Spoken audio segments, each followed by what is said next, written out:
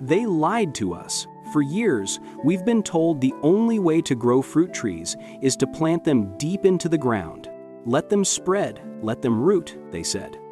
But I followed that advice again and again and ended up heartbroken every time. Rotten roots, sick trees, and seasons of disappointment. Until one year, I did something that went against everything I was taught, and the result changed my garden and my life forever. Hey friends, welcome to Golden Years Lifestyle Hub, your new home for real talk, real results, and real stories, especially for our wise and seasoned growers across the United States, Canada, and the United Kingdom. If you've ever planted a fruit tree with hope in your heart and watched it slowly fade, I see you. I've been there. And this video might just heal a part of that guilt. Because today, I'm revealing 10 fruit trees that actually thrive better in pots than in the ground. Number 8, it nearly brought me to tears. It taught me more about life and letting go than I ever expected from a plant. Now, before we dive in, I need you to know something. This is more than just another gardening channel. This is a movement. A place where the old, outdated advice gets challenged and where people like you find new ways to succeed, grow, and feel proud of what they create. So, if something in your heart stirs while watching this, please like this video. Comment below that this is a powerful new channel and you're here for this journey. Share it with someone who's still stuck in the same struggle. And subscribe not just for tips, but for stories that speak to your soul. We're building something special here, and I'd love for you to be a part of it from the very beginning. I still remember the exact day I gave up on the rules. I moved a struggling lemon tree from the back garden into an old clay pot just because I couldn't bear to dig another grave in my yard. Within weeks, it transformed. Greener leaves, new buds, a second chance. I was shocked, and honestly, a little angry. Why didn't anyone tell me? Why did I have to find this out the hard way? That moment changed everything for me, and it's why I'm sharing this with you now, because you deserve to know the truth. Stick with me, because this isn't just a list of trees. This is about reclaiming joy in your garden. It's about finding peace in simplicity, power in small spaces, and rediscovering the magic you still have at your fingertips. Number 8 will absolutely surprise you. It's the kind of plant no one talks about for containers, yet it might just become the pride of your whole collection. Let's get into it. Number 1, fig tree. This one hits close to home. Years ago, I planted a fig tree straight into the ground, just like everyone said to. It grew, but barely. Weak branches, slow fruit, constant disappointment. I thought it was just me. Maybe I didn't have the magic touch. But then, one day, out of desperation, I planted a second fig tree in a large terracotta pot on my patio. I didn't expect much, just didn't want to waste the sapling. What happened next made me furious, and then thrilled. Within a year, that potted fig tree was bursting with fruit more than the one in the ground ever gave me in 5 years. Here's the truth no one tells you. Fig trees love root restriction. In the wild, their roots go wild and spread too far, which actually weakens their fruiting. But when grown in a pot, those same roots get a little stressed, and that stress, it triggers massive growth and sweeter, richer figs. All you need is a pot that's 18 to 24 inches wide, well-draining soil, and sunlight. That's it. No complicated fertilizer schedules, no digging deep trenches. Just give it love, some water, and let it surprise you. And trust me, it will surprise you. You'll walk out to your patio one morning expecting a few leaves, and instead find soft, ripe figs ready to be picked. It's emotional, honestly. It makes you feel like you finally cracked a secret, like the garden is finally giving back. And this is just the beginning. The next ones will make you question everything you thought you knew about fruit trees. Let's keep going. Number 2, Meyer lemon. I'll never forget the winter I almost gave up on lemon trees forever. I had this beautiful Meyer lemon growing in my garden, full of promise. But one cold snap just one night below freezing, and it was gone. I stood there, holding brittle branches in my hands, and I honestly felt a little broken inside. That tree meant something. A year later, I tried again. But this time, I kept it in a large pot close to the house where I could bring it inside during frosts. The difference was like night and day. It flourished, it bloomed. And the scent? Like walking through a Mediterranean orchard. Meyer lemons were made for containers. They're naturally smaller, their roots love cozy spaces, and being in a pot gives you full control over light, temperature, and moisture. Use a well-draining citrus mix, a deep container with wheels if you need mobility, and make sure it gets full sun at least 6 hours a day. And when the flowers come in, don't be afraid to gently shake the plant to help it pollinate indoors. You'll get fruit you never thought possible, right from your porch or sunroom. And when that first lemon ripens golden, slightly sweet, warm from the sun, you'll remember this moment, the moment you stopped following the rules and started gardening for results. Every time you slice one into tea or over fish, it'll taste like freedom. And just wait. Number 3 is one they told me was only for hot, dry regions. They were wrong. Number 3, olive tree. I used to dream of olive trees. Something about them felt ancient and sacred. But living in a cooler climate, everyone said, don't bother. It won't fruit. It won't survive. I believed them for a while. Until I met an older gardener in southern England who showed me her potted olive 12 years old and full of silver green leaves and tiny green olives. I stared at it like it was a miracle.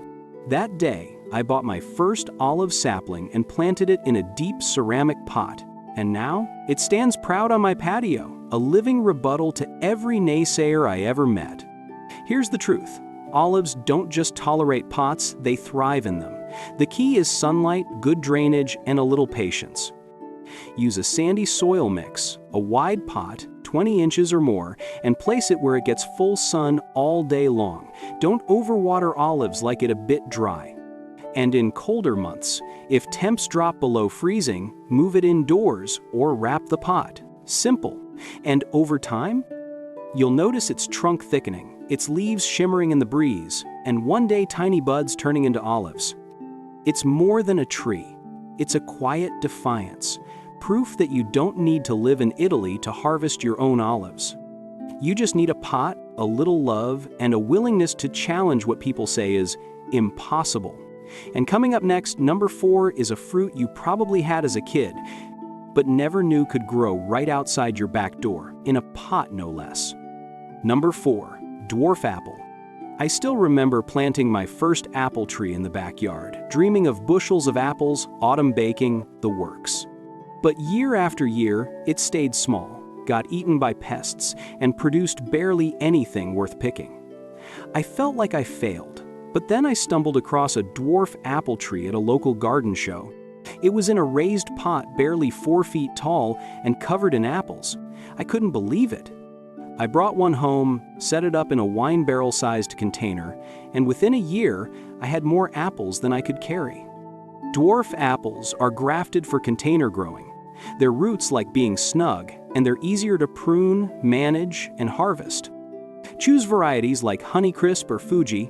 Give them rich soil, full sun, and a support stake early on.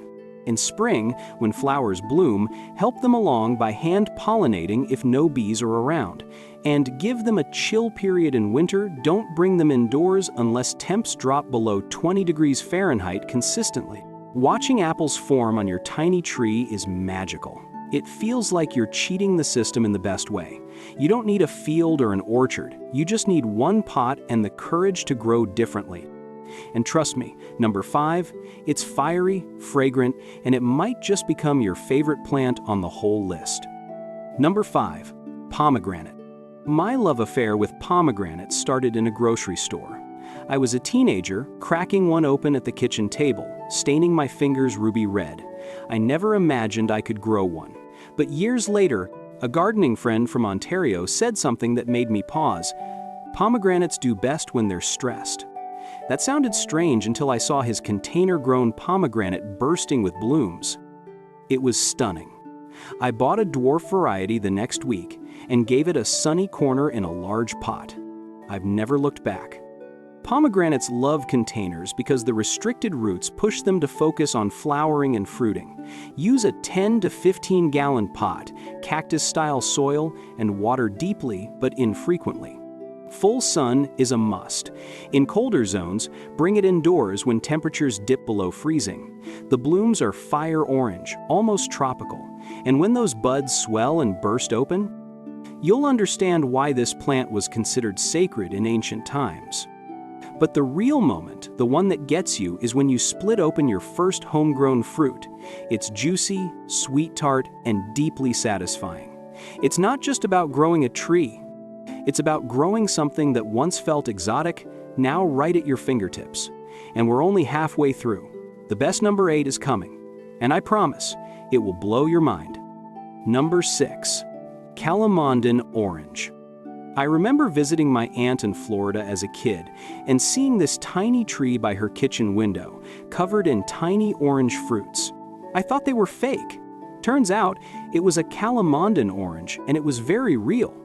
Fast forward years later, I was living in the Midwest, desperate for a bit of color and life during the gray winter months. I found a small Calamondin at a local nursery, potted it up, and placed it near my sunniest window.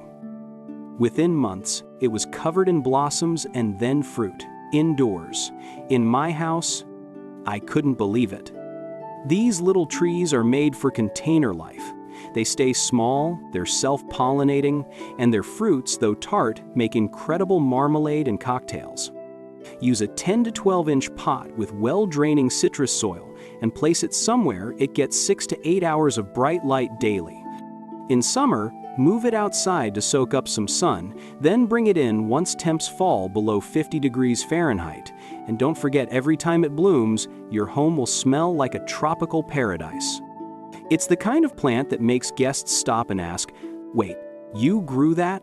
And you smile, proud and just a little smug, because yes, you did, and you didn't even need a garden to do it. But buckle up, number 7 is even juicier, literally. Number 7, peach, dwarf variety. You haven't known heartbreak until you've planted a peach tree in the ground, watched it grow strong and tall, and then seen it collapse under its own weight in a thunderstorm. That was me. Heart in pieces, peaches on the mud. After that, I swore off peaches, but fate had other plans. A gardening mentor of mine in Pennsylvania swore by growing dwarf peaches in containers. He said, "When they're in pots, they don't fight the soil, they just grow." I tried it, and the first summer, I had a dozen juicy, fragrant peaches on a tree barely taller than my shoulder. Here's the trick. Choose a dwarf variety like Bonanza or Golden Gem, plant it in a large container with rich, loamy soil, and give it a sunny spot at least 6 hours a day. Water consistently, but don't drown it. These trees love structure, and the container gives just enough support to focus all their energy into fruit, not endless roots. In colder states, let the tree go dormant in winter, then bring it into an unheated garage to protect it from deep freezes. There's something deeply emotional about biting into a peach that you grew, sweet juice running down your chin, the sun on your face, and the quiet pride of knowing it came from a pot on your porch. And yet, number 8? Number 8 will shake what you thought you knew about gardening. Number 8, lime tree. This one still makes me emotional. I had just moved into my first apartment in Chicago. No garden, no yard, just a tiny balcony and a dream. I bought a baby lime tree at a weekend market on impulse, really, and potted it up in a wide ceramic pot. I didn't expect much, but I gave it sun, water, and hope. One day, I came home from work, walked out onto that balcony, and there it was, a single perfect lime, glowing in the sunset. I stared at it for minutes. It was small, but it was mine. That tree made me believe again. Lime trees love pots, especially if you live in places where winters get rough. Varieties like Bearses or Kaffir do beautifully in containers. Use citrus soil, a 15-20 inch pot with drainage, and make sure it gets 8 hours of sunlight. Water regularly, but let the topsoil dry out in between. Indoors during winter, they become stunning living decor. And if you're lucky, They'll even flower inside, filling your home with that sweet, citrusy scent. When you slice open that first homegrown lime and drop it into a drink or over grilled fish, it hits different. It's more than fruit. It's proof.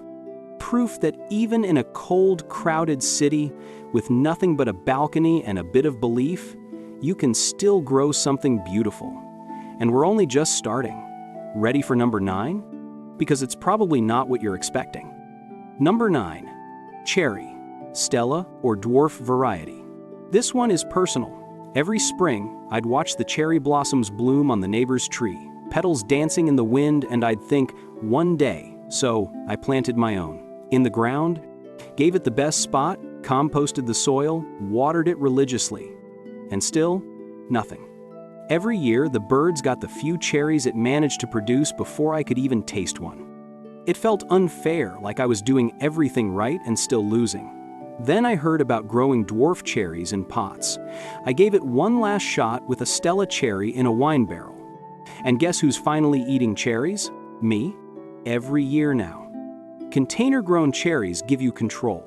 You can move them into sunlight, cover them before a frost, and best of all, protect them from birds using simple netting. Choose self-pollinating varieties like Stella or Compact Stella, use a rich, well-draining mix, and give them deep but infrequent watering. They love full sun and a bit of airflow, especially around the base. With pruning, you can keep them manageable and beautifully shaped. And when that first cluster of cherries ripens deep red, sun-warmed, and sweet, you'll know the wait was worth it. You'll pop one into your mouth, close your eyes, and feel something shift. Like the garden is finally sharing its secrets. And now, for number 10. The final plant. It sounds exotic, even impossible, but you can grow it too. And it might just become the crown jewel of your collection. Number 10.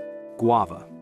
I used to think guava was only something you could get from a tropical vacation or an overpriced juice bar. Growing up in the US, it felt like a fruit from another world. That was, until I visited a gardening expo in California and saw a woman standing proudly next to a potted guava tree in bloom. I was floored. She handed me a slice of her fruit and said, "This came from my backyard." My jaw nearly dropped.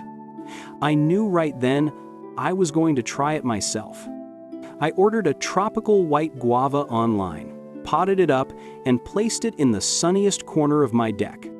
The rest? Magic. Guavas love heat and humidity, but here's the trick: they don't need ground space. With the right care, they thrive in containers. Use a 15-20 gallon pot, rich tropical plant mix, and give them full sun. Water regularly, but don't let them sit soggy. In winter, if you're not in a frost-free zone, move them indoors or into a greenhouse. Guava trees are surprisingly tough, and in pots, they're easier to protect from cold snaps and pests. And when your guava finally ripens, that sweet, floral aroma hits you before you even pick it, you'll realize you've done something few others even try. You've grown something rare, delicious, and completely unexpected. All in a container, all on your own. This isn't just gardening anymore. This is rewriting the rules. So now I have to ask, which one are you going to try first? Drop it in the comments. I'll be right there reading. I wish someone had told me this years ago.